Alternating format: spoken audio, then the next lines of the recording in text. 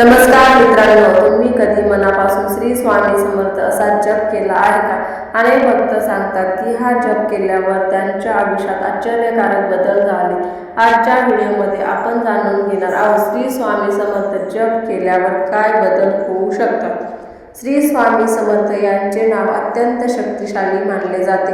अनेक भक्त रोज श्री स्वामी समर्थ हा जप करतात. असे मानले जाते की स्वामींचे नाव घेतल्याने मनाला शांती मिळते आणि संकटातून मार्ग मिळतात.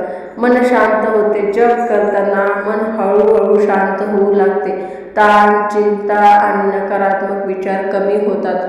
धैर्य आणि आत्मविश्वास वाढतो. भक्तांना वाटतं की स्वामी समर्थ त्यांच्यासोबत आहेत, त्यामुळे कोणत्याही अडचणीला सामोरे जाण्याचे धैर्य मिळते. संकटात मदत मिळते. अनेक भक्तांचे अनुभव सांगतात की जेव्हा ते संकटात असतात आणि मनापासून जप करतात तेव्हा त्यांना योग्य मार्ग सापडतो.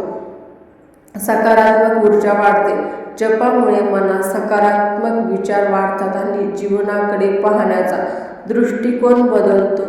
आज आपण पाहणार आहोत जप कसा करावा. सकाळी किंवा संध्याकाळी शांत जागी बसा. डोळे बंद करून मन शांत करा.